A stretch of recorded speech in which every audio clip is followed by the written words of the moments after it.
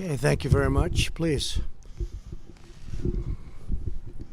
Thank you. Big day today at the White House. All of American society is engaged and mobilized in the war against the invisible enemy.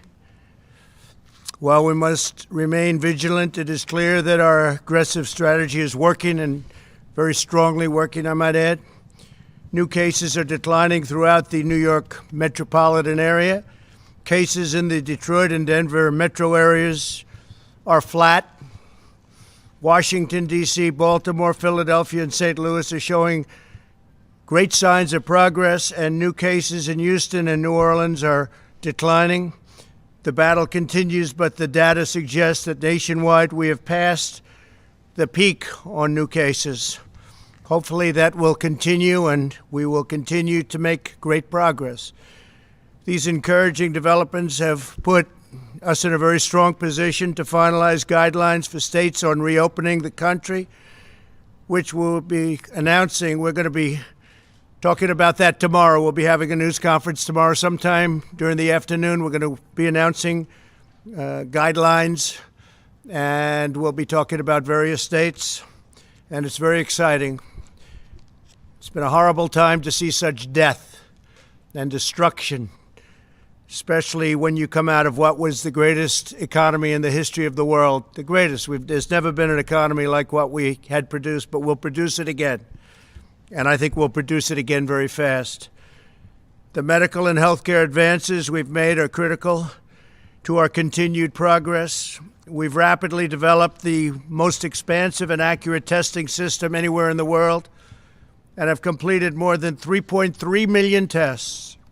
To date, we have authorized 48 separate coronavirus tests, and the FDA is working with 300 companies and labs to widen our capacity still further. Today, Abbott Labs announced that it has developed an antibody test that will determine if someone has been previously infected with the coronavirus and potentially developed immunity. It's a great test. The company says these tests could be available to screen up to 20 million people in a matter of weeks.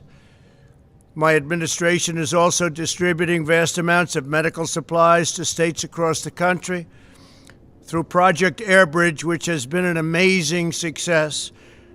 We have completed 44 flights, and these are flights of very, very large airplanes, massive cargo planes. 44 flights of critical supplies as of today, and an additional 56 flights scheduled in the near future. We have some very brilliant people working on this. It's logistically incredible what they've done. And we've also been working on this with the military. And these people have been, the genius of all of them together has been incredible to watch. In total, through all channels, the federal government has developed and delivered 39.4 million N95 masks, 431 million gloves, 57 million surgical masks, and 10.2 million gowns. We ordered 500 million masks, and they'll be coming shortly, and we've distributed 100 million masks. Following our use of the Defense Production Act, GM announced that its first ventilator has come off the assembly line in Kokomo, Indiana. Great place. They did it in 11 days from start to finish, a remarkable testament to the ingenuity of the American worker. GM will ship over 600 ventilators this month alone, with thousands more to come, and we have other companies doing something similar. And I think they said that there's a brief clip that we have of General Motors sent to us by General Motors, and I think they might be wanting to play that for your benefit, please.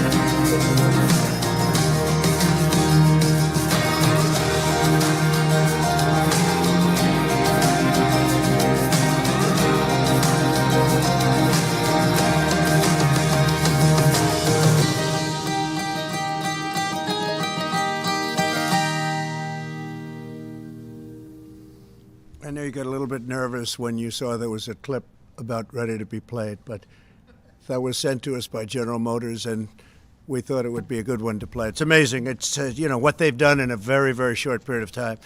They're now making thousands of ventilators, and they're coming out of the factory very rapidly at a clip that nobody can even believe. But we have others also doing it, and these are very high-grade ventilators. So we're helping a lot of people, and at this moment, nobody needs them.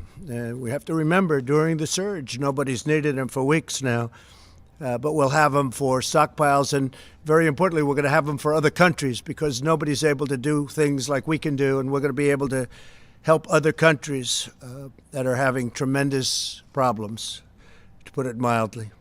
My administration is using every available authority to accelerate the development, study, and delivery of therapies. So important, therapies, treatments, and ultimately what we want to come up with is a safe vaccine. But frankly, the therapies to me are the most important because it takes care of people right now. The vaccines have to be tested, so it takes a longer period of time. But we have some great potential therapies already, and we'll see how they're working. We'll be able to report on that, I think, over the next week or two. Tremendous progress has been made. At least 35 clinical trials of promising therapies are now underway. So 35 different genius companies. If you look at AIDS, if you look at Ebola, if you look at so many things, they've come up with the answers to so many things. You wouldn't have believed it, and we're very honored to be working with them. They include antivirals and also, and they something which is incredible, keeps the virus from multiplying, a mechanism that keeps the virus from multiplying, immune therapies that prevent the immune system from overreaching to the virus, and convalescent plasma treatments that use antibodies from the blood of recovered patients. So we have a lot of patients who recover, and they're so happy to have recovered that the first thing they do is say, we want to give our blood. And they do that. It's incredible. We have thousands of people that are doing that. They recover. They feel they have an obligation because they've gotten such great care. And a lot of them didn't think they were going to make it.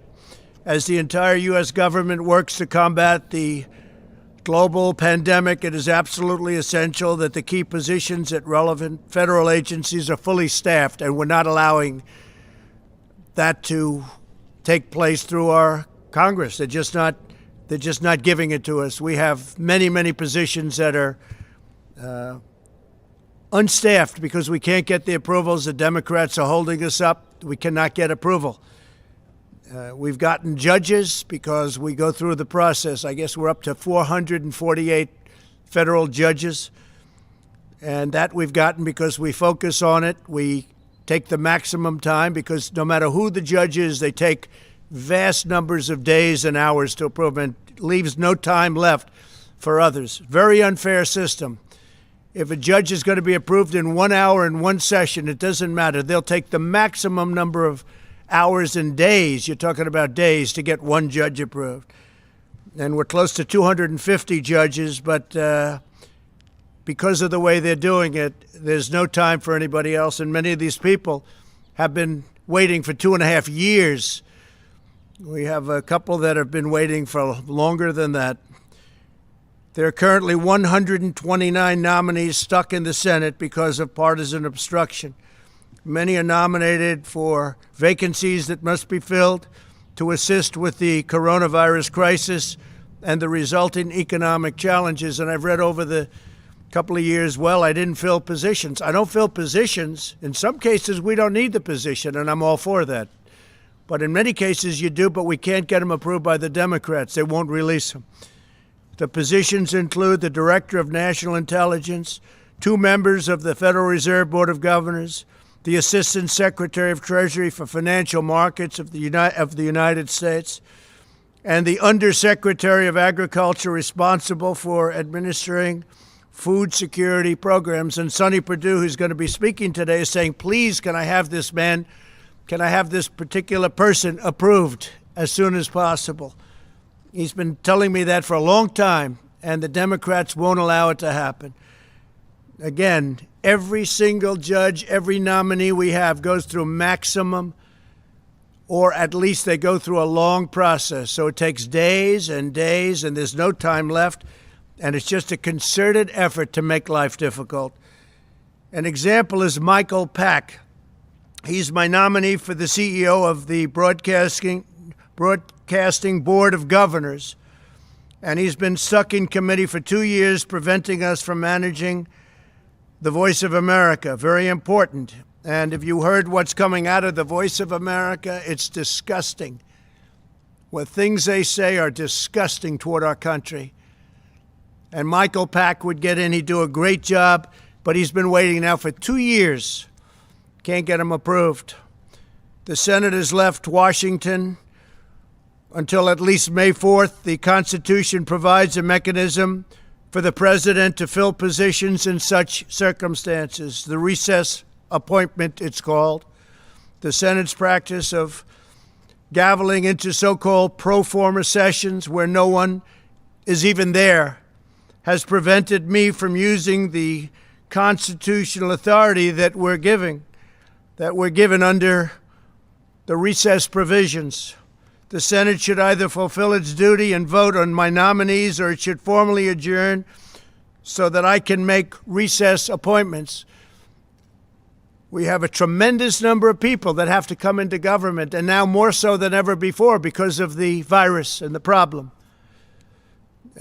We have to do it, and we have to do whatever we have to do. They've made it very, very difficult to run government. I don't think any administration has done anywhere near what we've done in 3.5 years. But every block, every week, they put up roadblocks.